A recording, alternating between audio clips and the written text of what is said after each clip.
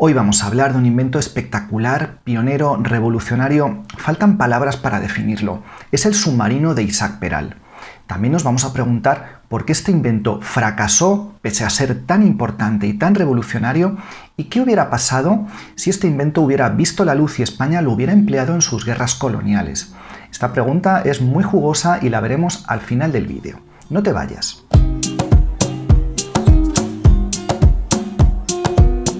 Pero primero veamos en qué contexto se desarrolló el invento de Peral. El invento de Peral se desarrolló entre 1885 aproximadamente y 1890, cuando se le acabó dando carpetazo al asunto. Lo más destacable en relación con el invento de Peral fue que España estaba sumida en una serie de conflictos con Cuba y con Filipinas, con sus últimas colonias, en las que otras potencias como Estados Unidos no disimulaban sus ambiciones y sus ganas de meter la mano en lo que quedaba del Imperio español.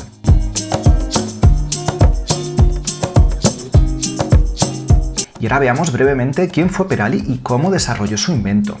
Isaac Peral y Caballero nació en Cartagena en 1851. Era hijo de un marino que estaba destacado en esta importantísima ciudad portuaria española del Mediterráneo. En 1866 sentó plaza como guardia marina en la Armada Española y pasó muchísimos años embarcado, tanto en Cuba, donde fue condecorado, como en Filipinas, como en la Tercera Guerra Carlista. Su experiencia marinera y bélica fue por tanto incontestable. Era un grandísimo marino.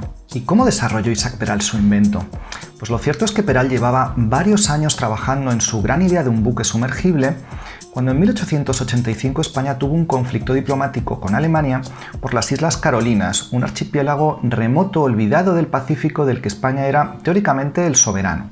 Finalmente, con la mediación del Vaticano, la cosa no llegó a mayores, pero España vio que pudo haber perdido una de sus colonias en el Pacífico.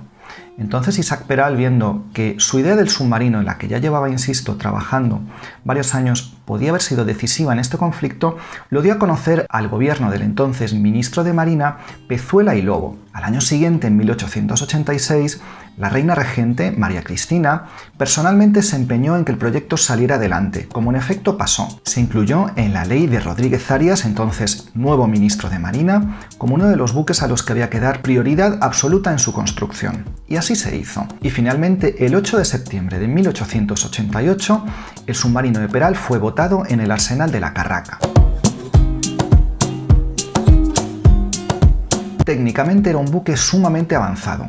Veamos cuáles eran sus prestaciones. Tenía 22 metros de eslora, 2,87 metros de manga, desplazaba 77 toneladas en superficie y 85 en inmersión. Su cota de profundidad era de unos 30 metros y la tripulación de 12 marineros. Era impulsado por dos motores eléctricos de 30 caballos, cargaba 3 torpedos en su parte frontal y alcanzaba 9,8 nudos en superficie y 3,4 nudos en inmersión. Estas prestaciones fueron excepcionales para un buque de su clase en una fecha tan temprana. ¿Por qué fue revolucionario este invento? Ya conocemos otros nombres como el ictíneo de Narciso Monturiol u otros inventos tanto en España como fuera. Pero lo que hizo tan importante al invento de Peral y por lo que es considerado el primer submarino moderno es por varias razones, principalmente por su propulsión eléctrica. No hay que olvidar que Isaac Peral tenía dos grandes pasiones. Una era su buque sumergible y otra era la electricidad. Fue la conjunción de estas dos grandes pasiones de Peral las que permitieron alumbrar este sofisticado y grandísimo invento. Además, cargaba un invento que Peral denominó como aparato de las profundidades, que era un chisme que permitía mantener el submarino en la cota deseada, es decir, controlar la profundidad y subir y bajar en inmersión. Esto era básico y fue un adelanto capital para la época. Entre 1888 y 1890 se llevaron a cabo diversas pruebas de inmersión en superficie, de disparo de torpedos con gran éxito, aunque en 1890 se hicieron las pruebas definitivas. Estas fueron en general exitosas, cumplieron lo que la Armada le había exigido al buque de Peral, pero sin embargo, en noviembre de 1890 el proyecto fue cancelado y abandonado. Peral, con gran tristeza, causó baja en la Armada al año siguiente y en 1895 moriría en Berlín a causa de las complicaciones ocurridas en un tratamiento de un cáncer de piel que padeció. Si os está gustando el vídeo, suscribíos al canal y ponedme un comentario por qué creéis que este grandísimo invento acabó fracasando. Hay muchas teorías, ¿cuál es la vuestra?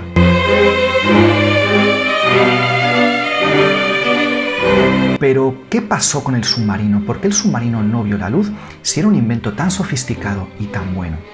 Pues aquí se ha hablado mucho de diversas razones, la mayoría tópicos, que si la envidia española, que si la incompetencia de nuestra burocracia, que si el rechazo a la innovación, que si el que inventen ellos. En historia las cosas, como digo siempre en este canal, siempre son un poco más complejas.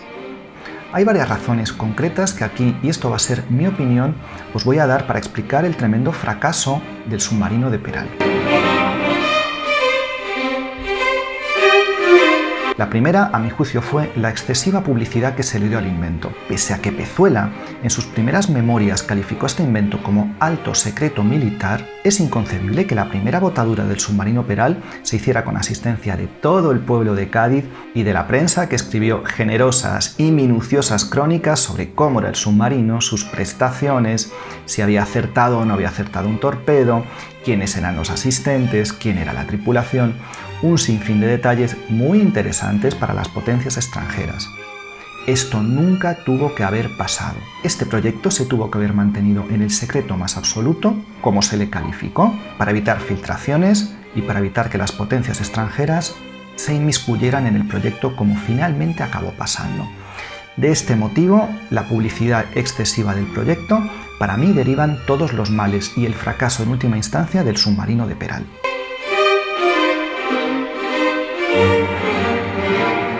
Cánovas buscaba una conciliación con Inglaterra y en general con todas las potencias extranjeras, consciente de la debilidad de España en este escenario de colonialismo tan competitivo entre distintas potencias. España era uno de los llamados hombres enfermos de Europa, y eso Cánovas lo sabía, y no le interesaba enemistarse con Inglaterra. Sin embargo, con toda la publicidad que se le había dado al proyecto, Inglaterra estaba muy enterada de lo que estaba pasando aquí. Inglaterra no quería que España tuviera este submarino porque una de las pruebas que no llegó a realizarse fue una navegación en inmersión por el estrecho de Gibraltar. Inglaterra no estaba de acuerdo con esto y la política exterior de Cánovas era muy clara en este sentido, era de conciliación, ya que era consciente de la debilidad de nuestro país con todas las potencias europeas. Además, Reino Unido era nuestro principal proveedor naval, en un momento en que estábamos muy necesitados de barcos de superficie por la tensión en nuestras colonias. Por tanto, Cánovas prefirió no enemistarse con Inglaterra, mantener una postura cauta y no desarrollar este submarino para mantener la concordia con Inglaterra. Si se hubiera mantenido en secreto, quizá los ingleses habrían tardado más en conocerlo.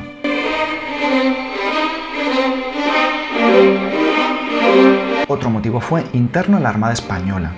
En España había dos tendencias: la Jeune École y sus partidarios, que era una doctrina francesa que apostaba no por grandes acorazados ni por buques muy blindados y potentes, sino por buques ligeros, pequeños y medianos. ¿Os acordáis del vídeo del Trinidad que os dejo por aquí?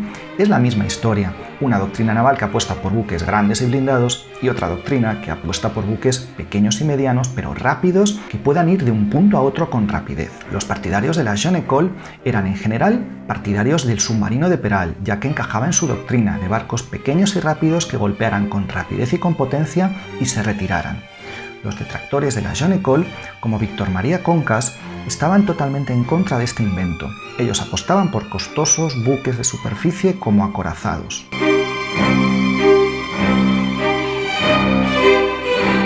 Pero aparte hubo otros partidarios de la Jeune École que también estaban en contra del submarino de Peral, no por motivos de doctrina naval, sino porque en la ley que hemos visto, la ley de Rodríguez Arias, el submarino de Peral, que era un buque, no olvidemos, costoso, ya que tenía muchos sistemas extranjeros muy sofisticados, quitaría dinero a otros buques de sus programas. Esta rivalidad entre distintas ramas de la Armada, pertenecieran o no a la doctrina de la Jeune École, hizo que también el submarino fracasara.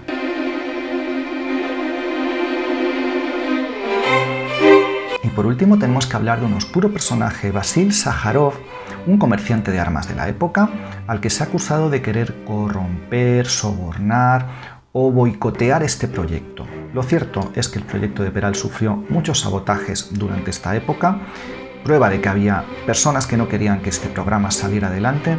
Sin embargo, el papel de Sájarov no queda claro y en historia tenemos que acreditar todo. Yo creo que las razones por las que este proyecto no salió adelante fue por las expuestas. Sájarov no cabe duda de que intervino y maniobró para corromper o para sobornar a altos cargos de la Armada Española. Sin embargo, esto no lo sabemos con seguridad, solo podemos suponerlo. Yo creo que si Sájarov no hubiera existido, el proyecto tampoco habría salido adelante de ninguna de las maneras.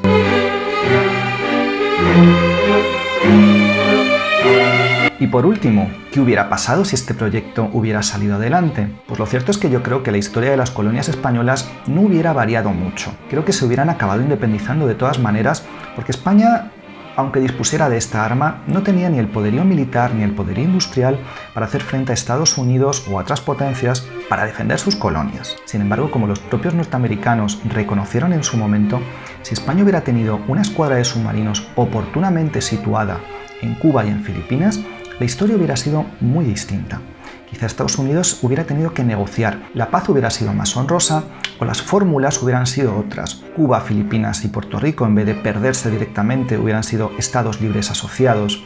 No sé, la fórmula hubiera sido distinta, mucho más honrosa para España, y España se hubiera ahorrado el gran trauma que supuso el 98 para nuestro país, con todas las consecuencias que eso tuvo a nivel político, económico y social.